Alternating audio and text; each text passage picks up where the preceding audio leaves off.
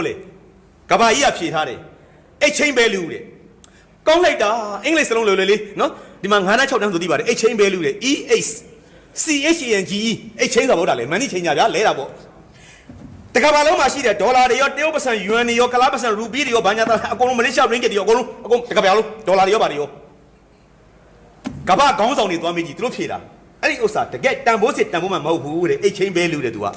လဲလှယ်တဲ့တန်ဖိုးပဲရှိတယ်တဲ့လက်တွေ့ဘာမှသုံးမရဘူးဘိုက်စားတယ်ဝါစားလို့မရဘူးသူကတောက်ပြောလာသူက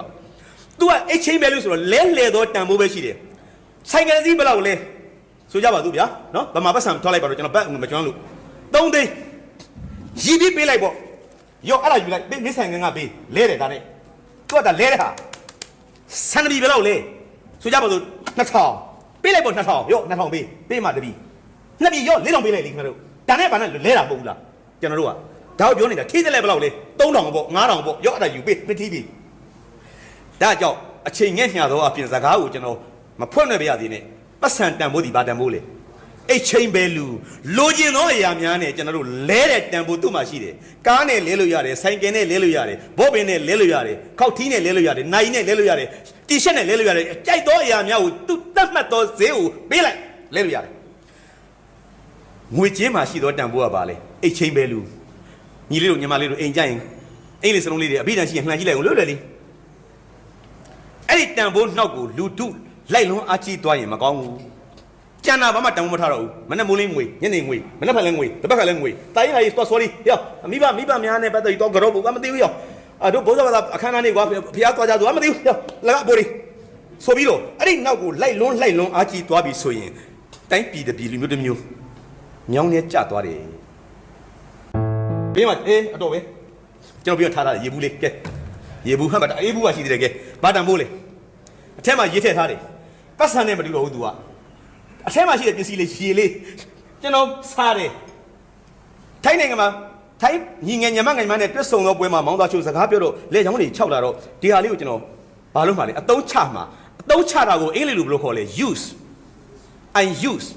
ကတော့ဝတ်တာကျွန်တော်ဒါကိုအတုံးချမယ်မောက်တော့လေကျွန်တော်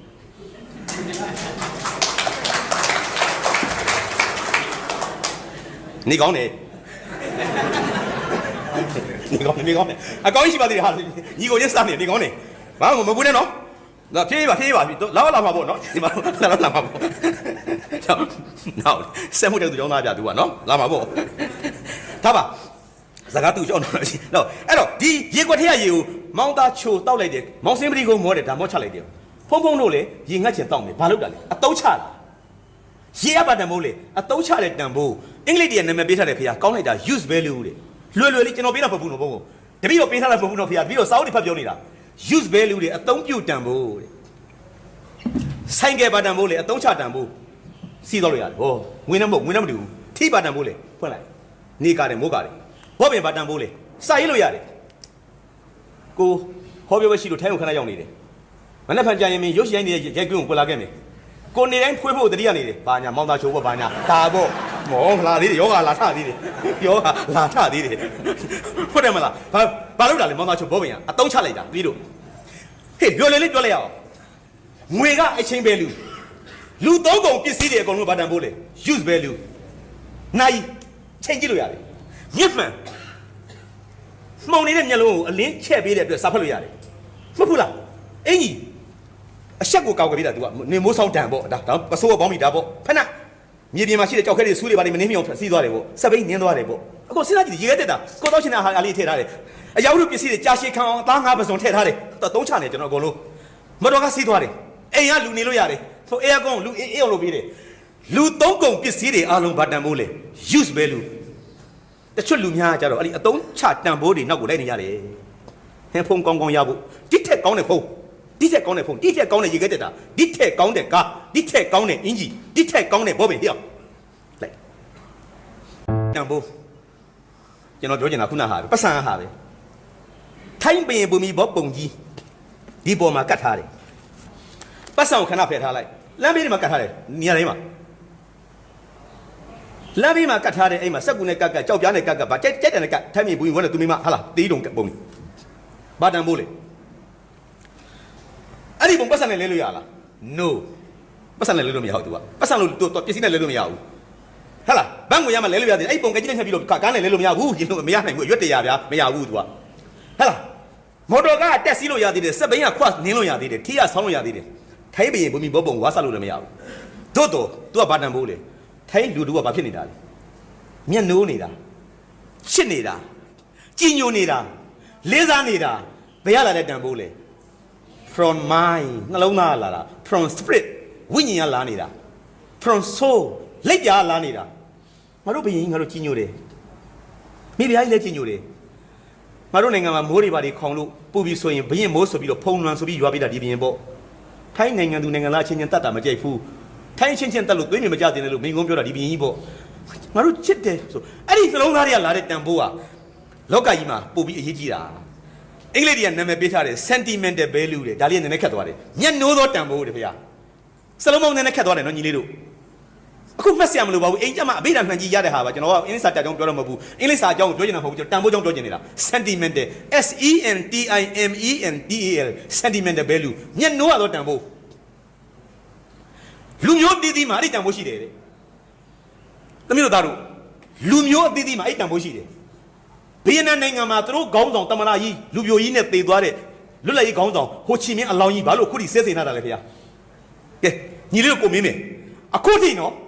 မင်းတို့ဗီယက်နမ်နိုင်ငံဟနွိုင်းမြို့မှာဟိုချီမင်းအလောင်းကြီးခုထိရှိသေးတယ်ပေတာကြားလာပြီဆဲဆင်ထားတယ်မပုံမတော့အောင်မှန်ငေါကြီးနဲ့ကျောင်းပရက်တွေဘာတွေရုံးပရက်မှာလူငယ်တွေလာပြီးတော့မှဒီအလောင်းလာကြည့်ပြီးတော့မ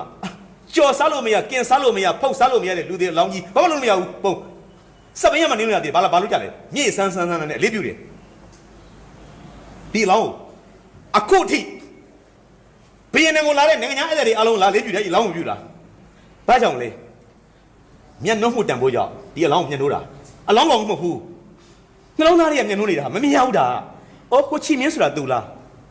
းဘီယန်နယ်နိုင်ငံကြီးဖွတ်ဖွတ်ညံ့ညံ့ကြည့်အောင်အမေရိကန်နဲ့တိုက်တာကိုခံခဲ့ရတယ်ပြန်တွန်းလှန်တယ်ဂျပန်စော်ကားတာခံရတယ်ပြန်တွန်းလှန်တယ်ပြင်သစ်ကအဘိုကြတာခံရတယ်ပြန်ချတယ်ဒီကောင်နိုင်ငံတွေဒီနိုင်ငံတွေဟိုချီမင်းမိမ့်မမယူဘူးချစ်သူရှိရသားနဲ့ချစ်သူကိုဆွတ်လွှတ်ပြီးတော့နိုင်ငံလွတ်လပ်ရေးအတွက်ကြိုးပမ်းလိုက်တာတက်ကြီးတဲ့ခါတက်တယ်လွန်သွားတော့အိမ်တော်လုံးပြတော့ပဲနဲ့လူပြိုကြီးဘဝနဲ့ပဲသူ့ကိုတမနာတင်မြှောက်လိုက်တယ်တမနာနန်းတော်ကြီးဆောက်ပေးထားတယ်မနေဘဲနဲ့တမနာနန်းတော်ခြံဝင်းထဲကဟိုတောက်မှာသွတ်မိုးပြင်ကာပြင်ကင်းသုံးပင်နှခမ်းအိမ်လေးဆောက်ပြီးနေတယ်ငါတယောက်တည်းမလို့ဘူးဒီနန်းတော်ကြီးတဲ့အဲ့ဒါလာရင်တွေ့ဖို့ထားလိုက်တယ်ဟာတကယ်ဗုဒ္ဓဘာသာတန်ခါတော်တချို့ဒီလေအဲ့တဲမယ်နော်ကြောင်းကြီးဆောက်ပြီးတော့ခြံတော့မှတဲလင်းနေဘုန်းကြီးတွေ့ဘူးတယ်ဖေရတပည့်တော်လေတွေ့ဘူးလို့ပြောတာခိုချီမင်းဒီလိုပုံကမျိုးစောက်တွေထားဂရင်လေးတစ်လုံးဆိုရပြီလေဟာတမနာကြီးမော်တော်ကားစီးပါတမနာဆိုတာကားနဲ့ဗာနဲ့ငါအိမ်ကနေနန်းတော်ရုံးတက်တာမင်းကလေနှစ်ဖာလုံးတော့ရှိတာတဲ့လမ်းချောင်းချောင်းမဲ့စပိန်လေးနဲ့ကောင်းတယ်ငါညောင်းညာပြေတယ်ဘာလို့ကားလုံးမှလဲခြံဝင်းထဲမှာဒီခြံဝင်းထဲအပိုးတွေလုံးမနေနဲ့အော်ဒီလိုကြီးတမလားညက်ပဲ့ရုပ်ရှင်ပြဆက်နဲ့အဲ့တော့ TV မပေါ်သေးဘူးရုပ်ရှင်ပြတဲ့စက်ကလေးတော့ပေါ်နေပြီတမနာကြီးအပြင်းပြေအောင်ရုပ်ရှင်ပြတဲ့ခါကျရင်တယောက်တည်းပြင်းလို့ဆိုပြီးတော့မှတမနာနန်းတော်တွေကဝန်တန်းတွေတန်ရှင်းရေးဝန်တန်းညက်ရိတ်တဲ့မာလီဘာညာအကုန်ပေါ့ဗျာအဝတ်ချော်တဲ့မိမတွေပါတော့ခလေးတွေသားသမီးတွေတူတွေအကုန်လာကြဟေးဝန်တန်းတွေအောက်ခြေဝန်တန်းတွေညဆောင်ခလေးတွေရောအကုန်လာကြဘဘကြီးနဲ့ရုပ်ရှင်ကြည့်မယ်အိမ်မှာခလေးတုပ်ကြီးနဲ့တမနာကြီးကလည်းမှာဟေးသားတို့ဘာညာနဲ့လူတွေတို့ကြည့်ပြီးတော့မြေ့ဝဲကြတယ်ပြင်းတဲ့တမနာကြီးကိုချီမင်းတေတော့တပီလုံးပါဖြစ်ပြီလေတေတာကိုရေဒီယိုကကြေညာတာတက်စီတွေအကုန်လုံးလမ်းမထွက်ပြီးငိုတာတဲ့ထူးဆန်းတယ်နော်အစိုးရကငိုဟလို့ပြောတော့မဟုတ်ဘူးနော်တတိကျင်ညာတာနဲ့မောင်းနေတန်းလန်းနဲ့လမ်းပြေးဆွဲချပြီးတော့မှငိုလိုက်ကြတာတဲ့ရိုးလိုက်တာကိုကျိုးဆွန့်လိုက်တာကပေးလည်းမစီတိုက်ဆော့ပြီးတော့လည်းမနေစပိန်နဲ့ယုံသွာ